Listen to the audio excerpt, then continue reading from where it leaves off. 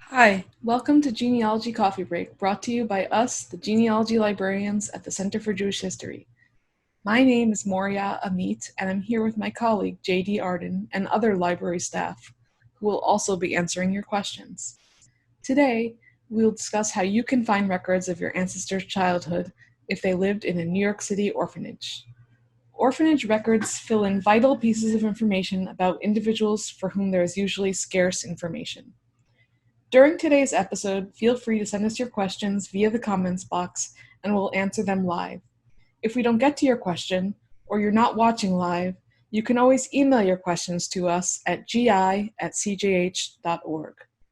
If you have friends or family who are interested in watching this program, please share it with them. Who will find this program worthwhile? This series is intended for a general audience. Beginners or advanced researchers are welcome, and you don't need to be Jewish to find our research tips useful. We focus on free online resources that can be accessed from home.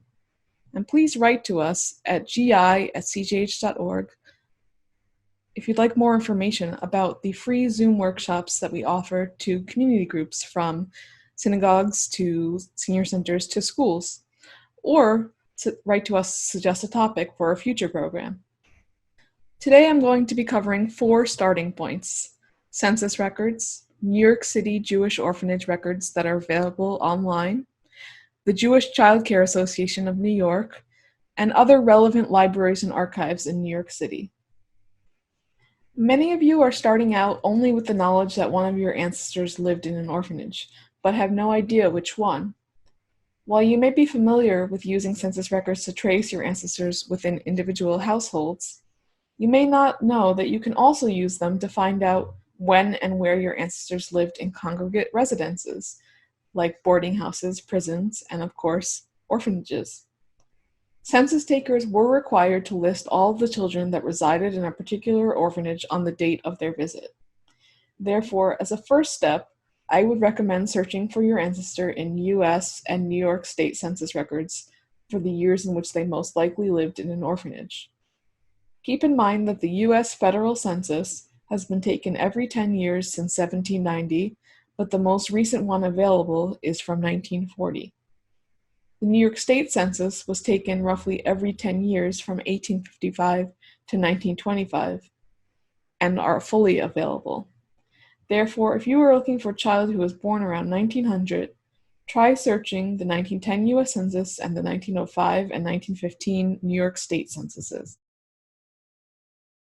You can search for your ancestor in all available U.S. federal census records and in all New York State census records on Ancestry.com or FamilySearch.org. FamilySearch.org is always free to use. You just need to sign up for an account first.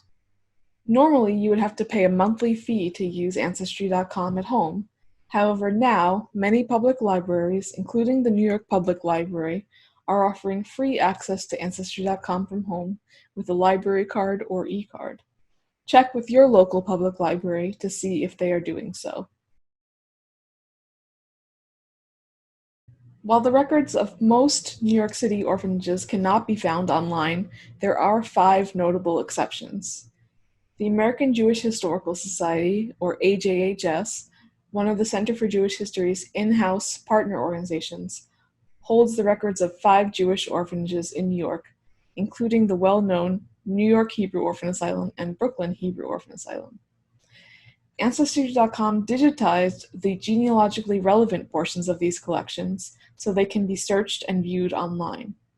To search for your ancestor within the records of one of these orphanages, go to Ancestry.com, click on Search, then Card Catalog, do a keyword search for the name of the orphanage, and then click on that result. For 4 out of these 5 orphanages, the only surviving records that contain information about individual children are the ledgers that document their admission to and discharge from the orphanage. While these ledgers can provide you with some basic information about your ancestor's childhood and parents, they are not often as detailed as you would like. As you can see on this slide, things you may learn include a child's birth date and place, the name and birthplace of their parents, if that was provided, and how many of their parents were living at the time of admission. You may be surprised to learn that one or both of your ancestors' parents were still living when they were placed in the orphanage. In the late 19th century and early 20th century, it was not uncommon for large working-class families experiencing financial hardship to place one or more of their children in an orphanage for a while and then take them out when their financial situation improved. Just a quick guide to the terms used here. So in the orphan, half-orphan column,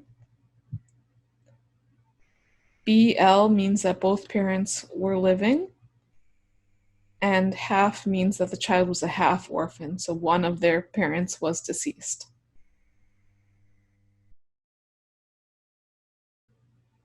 If both parents were deceased, you would see full listed next to their name. The answers to the big why questions, especially why a child was committed to the orphanage in the first place, are not explicitly stated in these ledgers.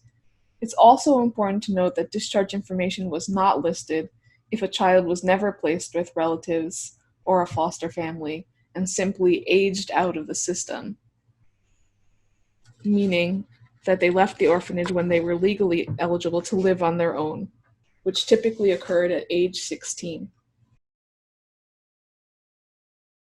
The one exception is the New York Hebrew Orphan Asylum.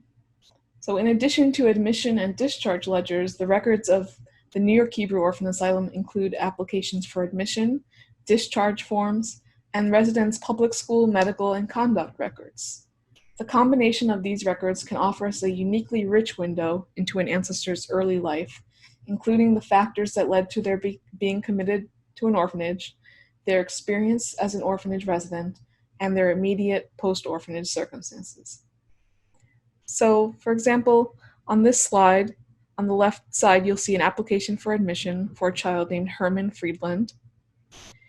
You will see on this form that both of his parents died when he was just a baby, and since then he had been taken care of by his older sister, Gertrude.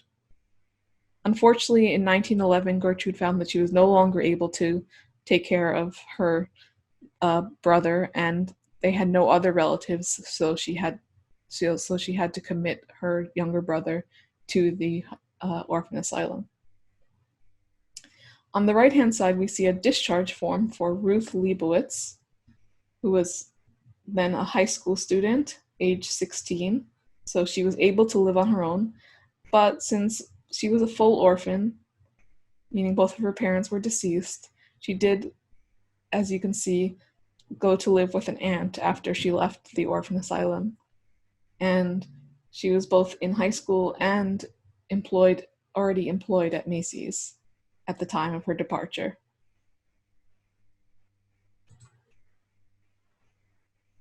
If you're interested in doing further research into what your ancestor's life was like in one of these 5 orphanages, these collections also include things like photos, newsletters, and interviews with former residents.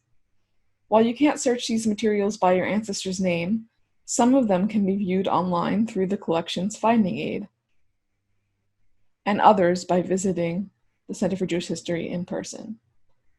To view the finding aid, go to archives.cjh.org, enter the name of the orphanage, and click on the matching result.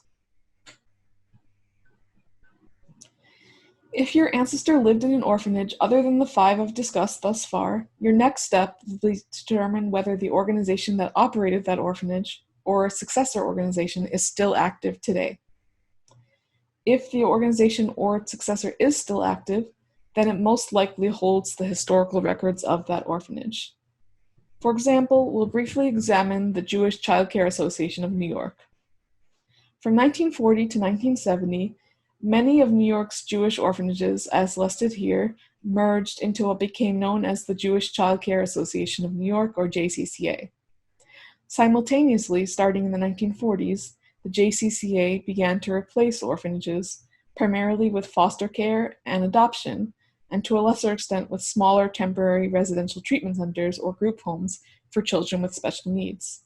By the late 1960s, the traditional orphanage system was virtually defunct. That being said, the JCCA recognized the importance of preserving its history and maintains an archive that includes records of its former orphanages.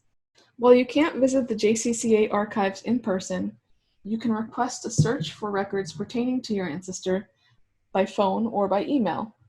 Please note that fees may be applied for the record search and for any copies you wish to receive. If your ancestor lived in an orphanage that was run by a now defunct city agency, such as the Department of Public Welfare, or was temporarily in the custody of one of these agencies, for example, while awaiting admission into a private orphanage, then you may find information about them within the agency's records. These records are held by the New York City Municipal Archives, and once the archives reopens, you can conduct research in person or request a record search by email. Please note that fees will be applied for the record search and for any copies you wish to receive. By the way, you may find on some other orphanage records that there is a reference to one of these agencies. For example, on many of the Hebrew Orphan Asylum admission records, it will be noted that the child was committed by the Department of Public Welfare. So that means that the child was first in the custody of the Department of Public Welfare, abbreviated typically as DPW, and then from there placed into the orphan asylum. Lastly, if your ancestor lived in an orphanage that was run by a private hospital or charity, such as the Nursery and Child's Hospital and the Brooklyn Children's Aid Society, check to see if the New York or Brooklyn Historical Society holds the records of this orphanage. You may search for the name of the hospital or the charity that operated the orphanage in the online catalogs of both societies. Once the historical societies reopen, you can conduct research in person or request the record search by email. Please note that fees may be applied for the record search and for any copies you wish to receive. If you have questions or would like to suggest a topic for a future episode, you may write to us now via the comments box, or later by emailing us at gi@cjh.org. For updates on this and other Center for Jewish History programs, please join our email list at bit.ly/CJHE-news. If you enjoyed this program, we hope you will consider making a donation at cjh.org/donate now. Your donations allow us to put on programs like this while the center is closed. Thank you for watching and participating. We look forward to seeing you again next Tuesday, August 4th at 3:30 p.m. for the next episode of Genealogy Coffee Break. Until then, stay safe and be well.